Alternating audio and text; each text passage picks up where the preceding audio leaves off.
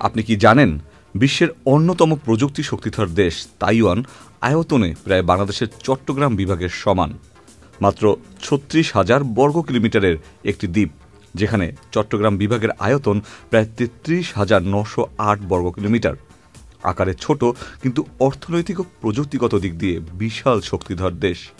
Taiwan হল প্রশান্ত মহাসাগরের পশ্চিম প্রান্তে চীনের উপকূল থেকে প্রায় ১৮০ কিলোমিটার দূরের একটি দ্বীপ। জনসংখ্যা প্রায় ২.৩ কোটি। বাংলাদেশের ঢাকার জনসংখ্যার কিছু বেশি। কিন্তু এই ছোট্ট ভূখণ্ডে এমন কিছু ঘটেছে যা তাকে বিশ্বের অন্যতম উন্নত অর্থনীতিতে পরিণত করেছে। দ্বিতীয় বিশ্বযুদ্ধের পর তাইওয়ান ছিল দরিদ্র কৃষি অর্থনীতির দেশ। ১৯৫০-এর দশকে তারা কৃষি সংস্কার শুরু করে। ভূমি বণ্টন, আধুনিক চাষাবাদ এবং গ্রামীণ উন্নয়ন, এর ফলে কৃষিক্ষেত্রে উৎপাদনশীলতা বাড়ে এবং শিল্পায়নের জন্য মূলধন গড়ে ওঠে। কেসারেন শেকড় থেকে শিখরে। ১৯৬০-এর দশকে তাইওয়ান এক্সপোর্ট ওরিয়েন্টেড ইন্ডাস্ট্রিয়ালাইজেশন নীতি গ্রহণ করে। সস্তা শ্রমশক্তি দিয়ে ইলেকট্রনিক্স, টেক্সটাইল এবং যন্ত্রপাতি উৎপাদন শুরু হয়।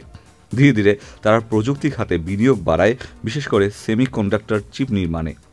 আজ বিশ্বের সবচেয়ে উন্নত মাইক্রোচিপের বড় অংশই তৈরি হয় তাইওয়ানে। তাদের উন্নতির অন্যতম বড় কারণ শিক্ষা।